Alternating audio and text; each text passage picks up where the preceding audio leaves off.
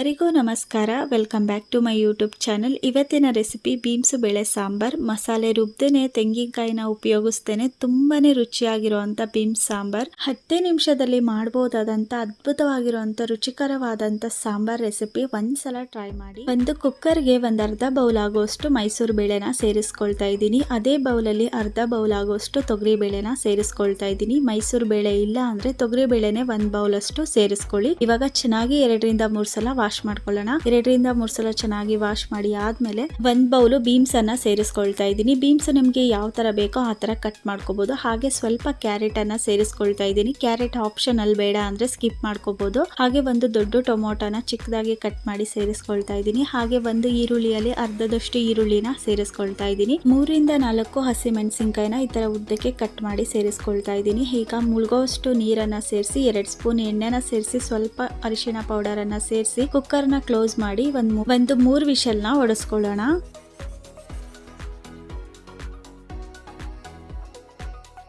3 whistle ಆಗಿದೆ ನೋಡಿ. ಬೇಳೆ ತರಕಾರಿ ಎಲ್ಲ ಚೆನ್ನಾಗಿ ಬೆಂದಿದೆ. ಬೇಳೆ ಸ್ವಲ್ಪ ಸಾಫ್ಟ್ ಆಗೋ ತನಕ ಚೆನ್ನಾಗಿ ಈ ತರ ಮಿಕ್ಸ್ ಮಾಡ್ಕೋಬೇಕು. ವರ್ಕಿಂಗ್ ವುಮೆನ್ಸ್ ಹಾಗೆ ಬ್ಯಾಚುಲರ್ಸ್ಗೆ ಒಂದು ಒಳ್ಳೆ ಸಾಂಬಾರ್ ರೆಸಿಪಿ ಅಂತಾನೆ ಹೇಳ್ಬೋದು. ತುಂಬಾನೇ ಟೇಸ್ಟಿಯಾಗಿರುತ್ತೆ, ಕ್ವಿಕ್ ಆಗಿ ಮಾಡ್ಕೋಬಹುದು. ಒಂದ್ಸಲ ಟ್ರೈ ಮಾಡಿ. ರುಚಿಗೆ ತಕ್ಕಷ್ಟು ಉಪ್ಪನ್ನ ಆಡ್ ಮಾಡ್ಕೊಳ್ಳೋಣ. ಚೆನ್ನಾಗಿ ಒಂದ್ಸಲ ಮಿಕ್ಸ್ ಮಾಡ್ಕೊಳ್ತಾ ಇದ್ದೀನಿ.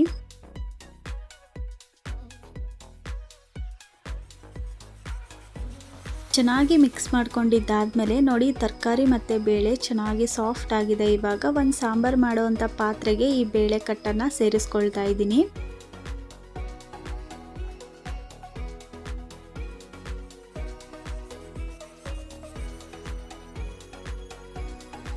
ಸಾಂಬಾರ್ಗೆ ಇವಾಗ ಒಂದು ಸಿಂಪಲ್ ಒಗ್ಗರಣೆನ ಮಾಡ್ಕೋಬೇಕು. ಸಿಂಪಲ್ ಒಗ್ಗರಣೆ ಮಾಡ್ಕೊಳ್ಳೋದಕ್ಕೆ ಸ್ವಲ್ಪ ಕರಿಬೇವಿನ ಸೊಪ್ಪು, ಹಾಗೆ ಒಣ ಮೆಣಸು, ಅರ್ಧ ಈರುಳ್ಳಿ ಎತ್ತಿಟ್ಕೊಂಡಿದ್ನಲ್ವಾ ಅದು, ಹಾಗೆ ಕ್ರಷ್ ಮಾಡಿದಂಥ ಬೆಳ್ಳುಳ್ಳಿನ ರೆಡಿ ಮಾಡಿ ಇಟ್ಕೊಂಡಿದ್ದೀನಿ. ಇವಾಗ ಒಂದು ಚಿಕ್ಕ ಕಡಾಯಿನ ಇಟ್ಕೊಂಡು ಕಡಾಯಿಗೆ ಇಲ್ಲಿ 2 ರಿಂದ 3 ಸ್ಪೂನ್ ಕುಕಿಂಗ್ ಆಯಿಲನ್ನು ಸೇರಿಸ್ಕೊಳ್ತಾ ಇದ್ದೀನಿ. ಆಯಿಲ್ ಬಿಸಿ ಆದ ನಂತರ 1 ಟೀ ಸ್ಪೂನ್ ಸಾಸಿವೆನ ಸೇರಿಸ್ಕೊಳ್ತಾ ಇದ್ದೀನಿ. ಹಾಗೆ 1 ಸ್ಪೂನ್ ಜೀರಿಗೆನ ಸೇರಿಸ್ಕೊಳ್ತಾ ಇದ್ದೀನಿ. ಹಾಗೆ ಸ್ವಲ್ಪ ಇಂಗು, ಕ್ರಷ್ ಮಾಡಿದಂಥ ಬೆಳ್ಳುಳ್ಳಿನ ಸೇರಿಸ್ಕೊಳ್ಳೋಣ. ಹಾಗೆ ಒಂದು ಅರ್ಧ ಈರುಳ್ಳಿನ ಚಿಕ್ಕದಾಗಿ ಕಟ್ ಮಾಡಿ ಸೇರಿಸ್ಕೊಂಡಿದ್ದೀನಿ. ಸ್ವಲ್ಪ ಕರಿಬೇವನ್ನ ಸೇರಿಸ್ಕೊಳ್ತಾ ಇದ್ದೀನಿ. ಚೆನ್ನಾಗಿ ಈರುಳ್ಳಿ ಕಲರ್ ಚೇಂಜ್ ಆಗೋ ತನಕ ಫ್ರೈ ಮಾಡ್ಕೊಳ್ಳೋಣ.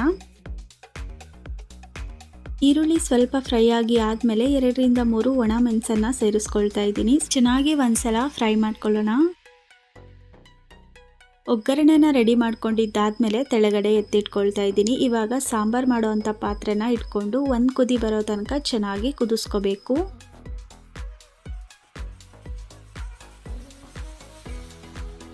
ಒಗ್ಗರಣೆ ಬಿಸಿ ಇದ್ದಂಕ್ಲೇನೆ ಇದಕ್ಕೆ 2 ಸ್ಪೂನ್ ಬೇಳೆ ಸಾಂಬಾರ್ ಪುಡಿನ ಸೇರಿಸ್ಕೊಳ್ತಾ ಇದ್ದೀನಿ. ಹಾಗೆ 1 ಸ್ಪೂನ್ ಆಗುವಷ್ಟು ಧನಿಯಾ ಪುಡಿನ ಸೇರಿಸ್ಕೊಳ್ತಾ ಇದ್ದೀನಿ. ಹಾಗೆ ಸ್ವಲ್ಪ ಬೆಲ್ಲನ ಸೇರಿಸ್ಕೊಳ್ಳೋಣ. ಹಾಗೆ ಖಾರಕ್ಕೆ ತಕ್ಕನಷ್ಟು ಖಾರದ ಪುಡಿನ ಸೇರಿಸ್ಕೊಳ್ತಾ ಇದ್ದೀನಿ. ಚೆನ್ನಾಗಿ ಒಂದ್ಸಲ ಮಿಕ್ಸ್ ಮಾಡ್ಕೊಳ್ಳೋಣ.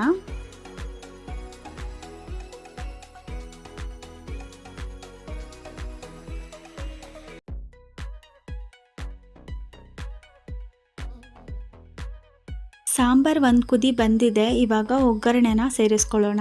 ಒಗ್ಗರಣೆನೆಲ್ಲ ಸೇರಿಸಿದ ನಂತರ ಚೆನ್ನಾಗಿ ಒಂದ್ಸಲ ಮಿಕ್ಸ್ ಮಾಡ್ಕೋಬೇಕು.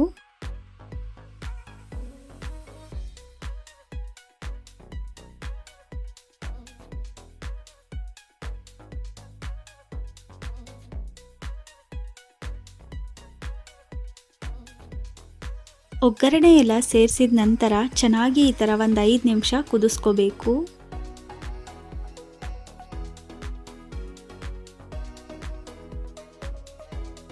ಸಾಂಬಾರ್ಗೆ ಕೊನೆಯದಾಗಿ ಸ್ವಲ್ಪ ಕೊತ್ತಂಬರಿ ಸೊಪ್ಪನ್ನ ಆ್ಯಡ್ ಮಾಡ್ಕೊಳ್ತಾ ಇದ್ದೀನಿ. ಚೆನ್ನಾಗಿ ಒಂದ್ಸಲ ಮಿಕ್ಸ್ ಮಾಡ್ಕೊಳ್ಳೋಣ.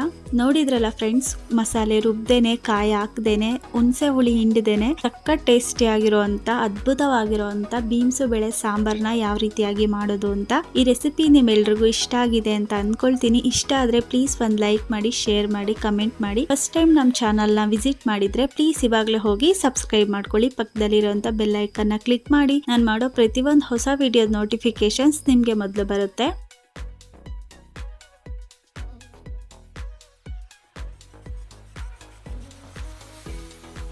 ಸಖತ್ ಟೇಸ್ಟಿ ಆಗಿರುವಂತ ಬೀಮ್ಸು ಬೇಳೆ ಸಾಂಬಾರ್ ರೆಡಿ ಆಗಿದೆ. ಬಿಸಿ ಬಿಸಿ ಅನ್ನ, ಮುದ್ದೆ, ಚಪಾತಿ ಜೊತೆ ತುಂಬಾನೇ ಚೆನ್ನಾಗಿರುತ್ತೆ. ನೀವು ಒಂದ್ಸಲ ಟ್ರೈ ಮಾಡಿ ಹೇಗ್ ಬಂತು ಅಂತ ಕಮೆಂಟ್ ಮಾಡಿ. ನಾನು ಬಿಸಿ ಅನ್ನ ಜೊತೆ ಇಲ್ಲಿ ಸರ್ವ್ ಮಾಡ್ಕೊಂಡಿದ್ದೀನಿ. ಟೇಸ್ಟ್ ಅಂತೂ ಸೂಪರ್ ಆಗಿ ಬಂದಿತ್ತು. ನೀವು ಒಂದ್ಸಲ ಟ್ರೈ ಮಾಡಿ. ಮತ್ತೆ ಸಿಗ್ತೀನಿ ಮುಂದಿನ ವಿಡಿಯೋದಲ್ಲಿ. ಅಲ್ಲಿವರೆಗೂ ಎಲ್ಲರಿಗೂ ನಮಸ್ಕಾರ.